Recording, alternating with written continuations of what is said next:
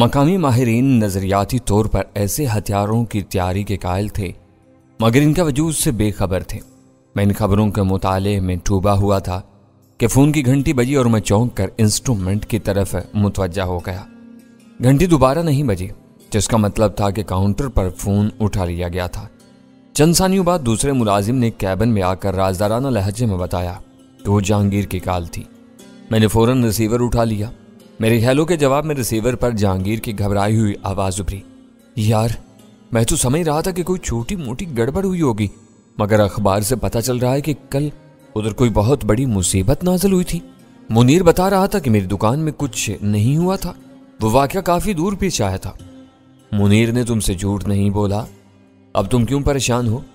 اتنی دور ہونے والے واقعے سے تم نے کیسے اندازہ لگا لیا کہ تمہارا متوقع چکر چل پڑا ہے؟ اس نے محتاط لہجے میں پوچھا۔ اس واقعے میں بیم گن استعمال کی گئی تھی جو عام طور پر نہیں ملتی، میں نے زور دے کر کہا۔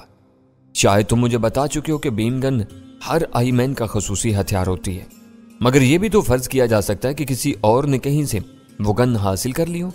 آج کل جدید اور حساس ہتھیاروں کا حصول کوئی بڑا مسئلہ نہیں رہا ہے۔ وہ شتر مرغ کی طرح اصل خطرے سے بے خبر رہنا چاہ رہا تھا۔ میں ضرور فرض کر لیتا، لیکن بدقسمتی یہ ہے کہ جس شخص نے بھیم گن استعمال کی وہ کچھ دیر پہلے گولڈن فارمیسی سے ایک دوا خرید کر نکلا تھا۔ ارے باپ رے! جہانگیر کی بوکھلائی ہوئی اور بے ساختہ آواز ابھری۔ تم میری دکان میں بیٹھے ہوئے تھے، وہ واقعہ اتنی دور پیش آیا؟ تم کو کیسے پتا چلا کہ بھیم گن چلانے والا آدمی کون تھا اور کہاں سے آیا تھا؟ اب تم بلا وجہ بال کی کھال نکال رہے ہو۔ میں نے کوئی بات بلا وجہ نہیں کی تھی۔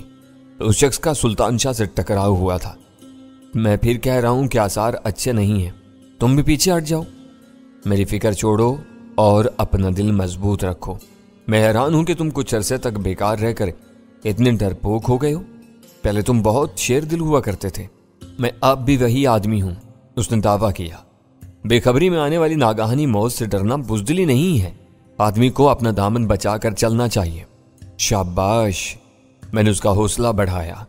کوئی برا وقت آیا تو تم کو پہلے کی طرح مردانہ وار لڑنا ہوگا، اس کی تم پرواہ مت کرو، میں تم سے آگے ہی رہوں گا۔ اس نے مجھے یقین دلایا اور پوچھا، تم دکان کھلی رکھنے کے بارے میں سنجیدہ ہو؟ میری سنجیدگی کا اس سے بڑا ثبوت کیا ہوگا کہ میں اس وقت یہیں موجود ہوں۔ مجھے اپنے اوپر شرم آ رہی ہے۔ تم میری جگہ لیے بیٹھے ہو اور میں گھر میں چھپا ہوا ہوں۔ میرے لیے یہی کافی ہے کہ تم اس طرح سوچ رہے ہو، اس وقت مصلحت کا یہی تقاضا ہے۔ میں تم پر کوئی احسان نہیں کر رہا، میرا خیال ہے کہ تمہاری دکان پر بیٹھ کر میں اپنے دشمنوں کے لیے زیادہ مضبوط چوہدان تیار کرنے میں کامیاب ہو جاؤں گا۔ تم سے بات کر کے میری الجھن دور ہو گئی ہے۔ میں تمہاری کامیابی کے لیے دعا کرتا رہوں گا۔ پی کر دعا نہ کرنا، ایسی دعائیں قبول نہیں ہوتی۔ اس گفتگو ختم کرنے کے بعد میرے پاس پھر فرصت تھی۔ میں نے دوبارہ اخبار سنبھال لیا۔ پچھلے روز سلطان شاہ نے دکان سے باہر رہ کر ایک نمایاں کارنامہ انجام دیا تھا۔ چہرے کے ورم اور زخموں کی وجہ سے وہ اس پوزیشن میں نہیں تھا کہ وہ ذمہ داری انجام دے سکے۔ میں نے مدد کے لیے جلال کی پیشکش کو خاصی دشواری کے بعد ٹال دیا تھا، لیکن وہ محفل برخاست ہونے کے بعد میں نے پوری سنجیدگی سے یہ ضرورت محسوس کی تھی کہ گولڈن فارمیسی سے باہر بھی کسی نہ کسی کو موجود رہنا چاہیے۔ غزالہ اپنی ساری ذہانت اور دلیری کے باوجود ایک خانہ دار عورت تھی۔ ویسے بھی کسی علاقے میں کسی عورت کا دیر تک منڈلانا ہمارے معاشرے میں معیوب سمجھا جاتا ہے۔ اس کام کے لیے دونوں میں سے کسی عورت کو باہر لانا ممکن نہیں تھا۔ لے دے کے اول خان اور اس کے آدمی رہ جاتے تھے۔ اس سے گفتگو کے بعد یہ طے ہو گیا تھا کہ اس کے دو آدمی دکان کھلنے سے بند ہونے تک مسلسل باہر موجود رہیں گے۔ ان سے رابطے کے لیے مجھے ایک آپریٹس دے دیا گیا تھا۔ بازار کی بھیڑ بھاڑ میں ان دونوں کے لیے یہ ممکن نہیں تھا کہ وہ ٹرانسمیٹر پر مجھ سے بات کرتے، اس لیے ایمرجنسی کی صورت میں مجھے صرف بٹن دبانا ہوتا۔ اپنے آپریٹس پر اشارہ پا کر وہ دکان کے سامنے پہنچ جاتے اور میرے اشارے کے مطابق اپنی کارروائی کا آغاز کر دیتے۔ اگر اشارہ ملنے کے بعد وہ مجھے کاؤنٹر کے پیچھے موجود نہ پاتے تو ان کو یہ اختیار دے دیا گیا تھا کہ وہ دکان میں گھس آئیں اور ہر قیمت پر مجھ تک پہنچنے کی کوشش کریں۔ اس بندوبست کے بعد مجھے پورا یقین تھا کہ مجھے کوئی بھی میری مرضی کے خلاف کہیں لے جا نہیں سکے گا۔ میں ان خیالات کی رو میں اخبار کا سرسری جائزہ لے رہا تھا کہ فون کی گھنٹی بج اٹھی۔ معمول کے مطابق منیر نے باہر فون اٹھایا اور کچھ وقفے کے بعد اندر آ کر مجھے اطلاع دی کہ اس بار کوئی انگریزی بول رہا تھا اور دکان کے مالک سے بات کرنے کا خواہاں تھا۔ میرا ماتھا ٹھنک گیا۔ وہ کال میرے نئے دشمن کی بھی ہو سکتی تھی۔ اگر میرے خلاف اس کے تیور زیادہ نہیں بگڑے تھے تو سیافام کے ابتدائی جائزے کے بعد ٹیلی فون ہی رابطے کا بہترین ذریعہ تھا۔ میرا اشارہ پا کر منیر کیبن سے چلا گیا۔ قدر توقف کے بعد میں نے ریسیور اٹھایا تو منیر نے فوراً اپنا فون بند کر دیا۔ ہلو، کون بول رہا ہے؟ میرے کانوں میں ایک مردانہ آواز گونجی۔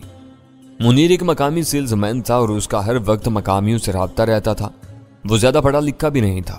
یہ غنیمت تھا کہ وہ ٹوٹی پھوٹی انگریزی بول اور سمجھ لیتا تھا۔ اس کے لیے اتنا کافی تھا کہ اس نے اپنے مخاطب کی زبان پہچان کر مجھے بلا تاخیر اطلاع دے دی تھی۔ اس کے لیے بولنے والے کا لب و لہجہ غیر اہم تھا۔ میرے لیے ساری اہمیت لب و لہجے کی تھی۔ وہ واضح طور پر امریکی لب و لہجے میں بول رہا تھا۔ اس کی آواز پر غور کرتے ہوئے مجھے احساس ہوا کہ میرے کان اس کی آواز سے آشنا تھے۔ میں وہی یا اس سے ملتی جلتی آواز اپنے گھر کا اسپیکر فون پر سن چکا تھا۔ میں اس دکان کا مالک بول رہا ہوں، کیا بات ہے؟ تم کون ہو؟ وہ آواز پہچان لینے کے باوجود میں نے اپنے ہیجان پر قابو پائے رکھا اور فون پر آواز بدل لی۔ تمہارا نام کیا ہے؟ اس نے میرے سوال کو نظر انداز کر کے اپنا اگلا سوال طاق دیا۔ جہانگیر، میں نے اپنے دل کی تیز دھڑکنوں کے ساتھ جواب دیا۔ میں اس مرحلے پر اسے الجھ کر فضا مقدر نہیں کرنا چاہ رہا تھا۔ میں اس کی پہلے سے سنی ہوئی آواز پہچان چکا تھا، مگر وہ میری بدلی ہوئی آواز نہیں پہچان سکا۔ وہ اپنی دانست میں ایک نئے آدمی سے مخاطب تھا، اس لیے اس نے اپنی آواز بدلنے کی ضرورت محسوس نہیں کی تھی۔ اپنے کسی اندیکھے دوست یا دشمن کو پہچاننے کے لیے اس کی آواز سب سے زیادہ اہم ہوتی ہے۔ اس وقت مجھے احساس ہوا کہ کاش پچھلے روز دکان میں آنے والے سیافام نے گونگے پن کی اداکاری نہ کی ہوتی تو میں اس کی آواز سنتے ہی سمجھ لیتا کہ وہ خود آئی مین تھا یا اس کا کوئی کارندہ۔ دواؤں کی اس دکان میں گونگا بن جانا اس کی مجبوری تھی۔ وہ مقامیوں کی وضاحت اختیار کر کے جاسوسی کرنے کے ارادے سے فارمیسی میں داخل ہوا تھا۔ دکان میں اپنی موجودگی کے جواز کے لیے اس نے ایک دوا کا رکا تھاما ہوا تھا۔ اس کا خیال رہا ہوگا کہ دوا دے کر اس سے خاموشی سے دام وصول کر لیے جائیں گے۔ وہ بولنے کی زحمت سے دو چار ہوئے بغیر اپنا جائزہ مکمل کر کے واپس لوٹ جائے گا۔ یہ اس کی بدقسمتی تھی کہ اس کے حلیے کے تضاد کی وجہ سے میں اس کی طرف سے شک میں پڑ گیا اور اس سے گفتگو کا آغاز کر بیٹھا۔ میری وہ حرکت غیر متوقع تھی۔ وہ میری بات پر انگریزی میں کچھ کہتا تو اسی لمحے سب کی توجہ کا مرکز بن جاتا۔ ہم میں سے ہر ایک کے ذہن میں خیال ابھرتا کہ وہ غیر ملکی تھا تو ایک مقامی کا روپ دھار کا وہاں کیا کر رہا تھا۔ اس نے کوئی بھی خطرہ مول لیے بغیر برجستگی سے خود کو گونگا اور بہرا ظاہر کیا اور بظاہر کسی مشکل سے دو چار ہوئے بغیر دکان سے واپس لوٹنے میں کامیاب ہو گیا۔ یہ بات کی بات تھی کہ اس نے اڑنگا کھانے کے بعد انگریزی میں گرجنا برسنا شروع کر دیا۔ جہانگیر، میں تم کو یہ بتانا چاہ رہا ہوں کہ تمہاری دکان میں بے ایمانی ہوتی ہے۔ ریسیور پر اس کی آواز ابھری۔ مجھے گمان ہوا کہ وہ پچھلے روز زیادہ پیسوں کی وصولی کی شکایت کرے گا۔ میں نے اس کی آواز سے مرعوب ہوئے بغیر خشک لہجے میں کہا، آواز سے تم غیر ملکی معلوم ہو رہے ہو۔ میرا خیال ہے کہ پچھلے کئی مہینوں سے ہم نے کسی انگریز یا امریکی کے ہاتھوں کوئی دوا نہیں بیچی۔ جب تم ہمارے خریدار نہیں ہو تو شکایت کس بات کی کر رہے ہو؟ چلو میں شکایت نہیں کرتا، اس نے یوں کہا جیسے میرا دل رکھنے کے لیے میری بات مان رہا ہو۔ پھر بولا، لیکن میں یہ کہوں گا کہ تم ہیروین بیچتے ہو تو تمہارا جواب کیا ہوگا؟ تمہارا دماغ چل گیا ہے؟ میں نے برہمی سے کہا۔ میری باتوں پر چراغ پا ہونے کی ضرورت نہیں، ٹھنڈے دل سے ان پر غور کرنے کی کوشش کرو۔ میں تمہارا دشمن نہیں، دوست ہوں۔ دوست ایسی بے سر و پا نشتر زنی نہیں کیا کرتے جیسی تم کر رہے تھے۔ تم میری باتوں کو بے سر و پا قرار دے رہے ہو؟ اس کی آواز اس بار تحیر زدہ سی تھی۔ اور کیا قرار دوں؟ میں نے بے ساختہ پوچھا۔ تم کو دواؤں کی ایک صاف ستھری اور لائسنس یافتہ دکان میں ہیروین بکتی نظر آ رہی ہے؟ آپ نے ہی تو نہ صحیح، کبھی تو ہیروین بھی بیچتے تھے۔ وہ آہستہ آہستہ اپنے مطلب کی طرف آ رہا تھا۔ میرے یا اپنے ماضی کو خریدنے کے بجائے یہ بتاؤ کہ اس وقت تم کیا چاہ رہے ہو؟ میں نے سختی سے کہا۔ میں نے کہا نا کہ میں تمہارا دوست اور بہی خواہ ہوں، میں تمہارا برا نہیں چاہ سکتا۔ میرا خیال ہے کہ تم بالکل فارغ آدمی ہو، اس لیے گھما پھرا کر باتیں کر رہے ہو۔ تم ہیروین فروشی سے اپنا تعلق تسلیم کر لو، میں اپنے مطلب کی بات پر آ جاؤں گا۔ میرا ہیروین فروشی سے کبھی تعلق نہیں رہا۔ تم غیر ضروری باتیں کر کے میرا اور اپنا وقت پر بات کر رہے ہو۔ یہ سفید جھوٹ مجھ سے نہیں چلے گا۔ میں تمہارے ماضی سے اچھی طرح واقف ہوں۔ واقف ہو تو سامنے آ کر بات کرو، فون پر کوئی اور بھی ہماری گفتگو سن سکتا ہے۔ میں نے یوں ظاہر کیا جیسے میں اپنے ماضی کے بارے میں اس کی دھمکی سے ڈر گیا ہوں۔ وہ میری بات سے معزوز ہو کر دھیرے سے ہنسا، پھر بولا، تم کو اس بات پر یقین کر لینا چاہیے کہ میں تم سے زیادہ معزز اور معتبر ہوں۔ مجھے اپنی سلامتی بھی عزیز ہے۔ مجھے پورا یقین ہے کہ میری اور تمہاری گفتگو کوئی تیسرا نہیں سن سکے گا۔ کیا تم نے ٹیلی فون پر کوئی آلہ لگایا ہوا ہے؟ میں نے اپنے ذہن میں ابھرنے والے خیال کو ایک طنزیہ سوال کا روپ دے دیا۔ یہ بہت ہی ساز اور جدید آلہ ہے جسے CSD کہتی ہے۔ اس کی بے مثال کارکردگی تمہاری سمجھ میں نہیں آ سکے گی۔ اسے مجھے مطمئن کرنے کے لیے راز کی ایک بات بہت آسانی سے اگل دی۔ بس یہ سمجھ لو کہ کسی نے بھی ہماری باتیں سننے کی کوشش کی تو لائن خود بخود ڈراب ہو جائے گی۔ میں ایک گہرا سانس لے کر بولا، یہ کہو کہ تم نے کچھ ناگفتہ موضوعات پر گفتگو کرنے کی پوری تیاری کر کے مجھے فون کیا ہے۔ یہ سن کر میرے کان کھڑے ہو گئے تھے کہ میری طرح وہ بھی ایک عدد CSD حاصل کرنے میں کامیاب ہو گیا ہے۔ میں نے مختصر سا وہ آلہ ایک کرانٹ بھارتی ایجنٹ سے حاصل کیا تھا۔ غالب امکان یہ تھا کہ اسے بھی وہ آلہ راہ کے کسی سینئر افسر نے تحفے میں دیا ہو تاکہ وہ پوری بے خوفی سے فون کو اپنے مذموم عزائم کے لیے استعمال کر سکے۔ شاید یہی وجہ تھی کہ وہ کراچی میں راجہ کے سامنے آئے بغیر فون پر پورے اعتماد سے اپنا کام چلاتا رہا تھا۔ کوئی بات نہ گفتابا نہیں ہوتی، اس کا لہجہ ناسیاحانہ ہو گیا۔ ابھی میں صرف تمہاری بات کر رہا ہوں، میرے ماضی کے بارے میں سنو گے تو تمہیں اپنے اوپر شرم آنے لگے گی۔ تم خود کو بہت بونا یا پھر شاید فرشتہ سمجھنے لگو گے۔ شاید تم مجھے یہ جتانا چاہ رہے ہو کہ تم کوئی بدنام خونی قاتل ہو۔ میں نے کہا، ضروری نہیں کہ خیرون فروش سے بڑا آدمی قاتل ہی ہو۔ میں بادشاہ کبھی نہیں بنا مگر بادشاہ گر ضرور رہا ہوں۔ یہ سب بات کی باتیں ہیں۔ ابھی تم میرے بارے میں پوچھنے کی بجائے اپنے بارے میں پوچھے جانے والے سوالوں کے جواب دو۔ میں نے تمہیں پرکھ لیا تو پھر میں بھی کھل کر بات کروں گا۔ جب تک تم اپنے بارے میں کوئی اشارہ نہیں دو گے بات آگے نہیں بڑھے گی۔ میں ایک والی مجرم نہیں بننا چاہتا۔ میں نے قدر توقف کے بعد کہا، تم مجھے جمی لائٹ کا جانشین سمجھ سکتے ہو۔ اس نے مجھ سے طویل تر سکوت کے بعد جواب دیا، اب بتاؤ کہ تمہارا ہیروین سے تعلق رہا ہے یا نہیں؟ تم نے سوال بدل دیا۔ ہیروین فروشی میں میں کبھی ملوث نہیں ہوا۔ ہیروین سے میرا تعلق ضرور تھا۔ تم نے جمی کا نام لیا ہے تو تم کو میرے اس اقرار کا پس منظر بھی معلوم ہوگا۔ پس منظر سے آگاہ ہونے کے بعد ہی میں نے تم سے بات کرنے کا فیصلہ کیا ہے۔ مجھے اپنے اعتماد کے پرانے ساتھیوں کی تلاش ہے۔ میں جس دلدل سے بہت مشکل سے نکلا ہوں اس میں دوبارہ گرنا نہیں چاہتا۔ یہ فیصلہ میں خود کروں گا کہ تم خود دلدل سے نکلے تھے یا تمہیں نکال پھینکا گیا تھا۔ تم بس جواب دیتے رہو، نتیجہ میں خود اخذ کر لوں گا۔ یہ بتاؤ کہ تم کسی فرد کے وفادار تھے یا تنظیم کے؟ فرد آتے جاتے رہتے ہیں، تنظیمیں مدتوں چلتی ہیں۔ میں نے کہا، میرا عہد تنظیم کے ساتھ تھا۔ پھر تم نے جمی کے بعد تنظیم کو کیوں چھوڑ دیا؟ اس نے سوال کیا۔ تم گڑے مردے کیوں اکھاڑ رہے ہو؟ میں نے ہلکی سی ناگواری سے کہا، اپنی بات اپنے مطلب تک محدود رکھو۔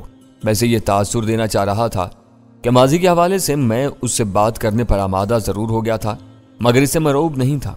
اس نے خود کو جمی کا جانشین قرار دے کر مجھے اپنا منصب سمجھانے کی کوشش کی تھی مگر میں اس کی طرف سے انجان بنا رہا۔ میں دل ہی دل میں فیصلہ کر چکا تھا کہ جب تک وہ کھل کر شی اور آئی مین کے الفاظ استعمال نہیں کرے گا میں اسے برابری کا رویہ اختیار کیے رہوں گا۔ یہ گڑے مردے نہیں ہیں، بہت اہم اور کلیدی سوال ہیں۔ اس نے ایک ایک لفظ پر زور دے کر کہا، تم میرے سوالات کا تسلسل بگاڑ رہے ہو۔ میں روبوٹ نہیں ہوں جو تمہاری مرضی کے مطابق چلتا رہوں۔ میرے اپنے تحفظات ہیں، میں ان کے منافی نہیں جا سکتا۔ اگر تمہارا یہ خیال ہے کہ تم مجھے بلیک میل کر کے اپنا ساتھ دینے پر آمادہ کر لو گے تو یہ تمہاری سنگین بھول ہے۔ میں بکنے اور جھکنے والے لوگوں میں سے نہیں ہوں۔ میں پوچھ رہا تھا کہ تم تنظیم کے وفادار تھے تو پھر اسے کیوں چھوڑ دیا؟ میں دلدل میں گردن تک غرق ہوتا چلا گیا مگر ساتھ دیتا رہا۔ جمی کے بعد آنے والوں کا ساتھ دیا مگر وہ ایک ایک کر کے مارے گئے اور پھر میں اکیلا رہ گیا۔ آئی مین مارے گئے مگر تم بھی بڑے تھے۔ تم نے میدان کیوں چھوڑ دیا؟ اس نے مجھے اکسایا۔ میں کبھی بھی ڈوبنے والے جہاز کا سوار نہیں رہا، اسی لیے آج زندہ ہوں۔ منیر نے دروازے پر آ کے حیرت سے اندر جھانکا اور خاموشی سے واپس چلا گیا۔ اسے امید نہیں رہی ہوگی کہ میرے لیے آنے والی وہ کال اتنی طویل ہوگی۔ تم چاہتے تو اس شہر میں شی کا وجود باقی رکھ سکتے تھے۔ آخرکار وہ حسرت کے ساتھ شی کا نام لینے پر مجبور ہو گیا۔ میں یہاں خود مختار نہیں تھا، بڑوں سے ہدایات لیتا تھا۔ بڑوں پر زوال آیا تو چھوٹوں نے مال کی آس میں میرا پیچھا لے لیا۔ میں مجبور ہو کر روپوش ہوا تھا۔ شی کے زوال کا ذمہ دار تمہارا دوست ڈینی تھا۔ اس کی آواز تلخ ہو گئی۔ کچھ نہ کچھ ذمہ دار وہ بھی تھا مگر وہ اتنا طاقتور نہیں تھا کہ شی کو ڈبو دیتا۔ شی کے بڑوں نے اپنی ناکامیوں کی پردہ پوشی کے لیے اسے ایک ہوا بنا دیا۔ وہ میرا ساتھی تھا۔ میں نے بہت قریب سے اس کے کسبل دیکھے ہیں۔ وہ چھپ کر وار کرنے والوں میں سے ہے۔ آمنے سامنے جم کر مقابلہ کرنا اس کے بس سے باہر ہے۔ تم اس کے دوست ہو کر ایسا کہہ رہے ہو؟ دوسری طرف سے تحیر زدہ آواز آئی۔ اس نے اپنے ذرائع سے جہانگیر کے بارے میں جو معلومات یکجا کی ہوں گی، ان کی روشنی میں اسے میرا وہ تبصرہ بہت بے جوڑ اور چونکا دینے والا محسوس ہوا۔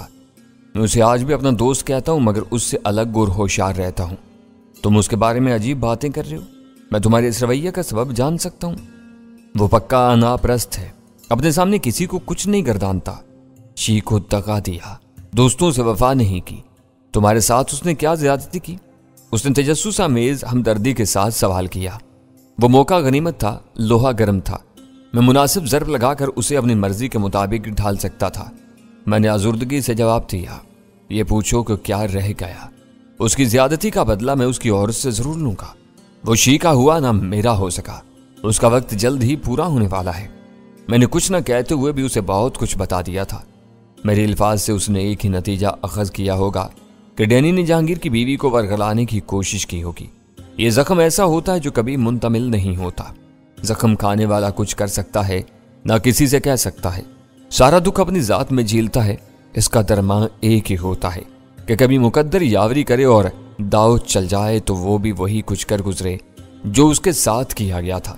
وہ جہانگیر اور ڈینی کی ظاہری دوستی اور پس پردہ پرخاش کا مضبوط ترین جواز تھا جس پر وہ شبہ نہیں کر سکتا تھا۔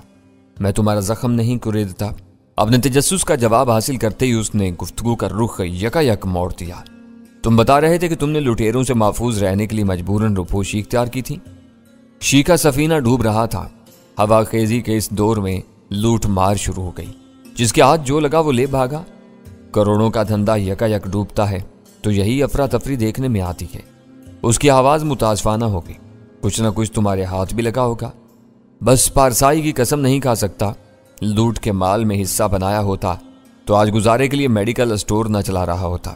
میں آخر تک شی کا وفادار رہا تھا۔ اور اب شی کے لیے تمہاری سوچ کیا ہے؟ جب شی کا وجود ختم ہو گیا تو میری سوچ بھی ختم ہو گئی۔ میں نے اپنی نئی زندگی سے سمجھوتا کر لیا ہے۔ تم بھول رہے ہو کہ شی ایک عالمگیر تحریک ہے۔ یہاں اس کی سرگرمیاں ختم ہو گئیں مگر دوسرے ملکوں میں وہ آج بھی کام کر رہی ہے۔ میں یہاں رہتا ہوں، یہاں کی بات جانتا ہوں۔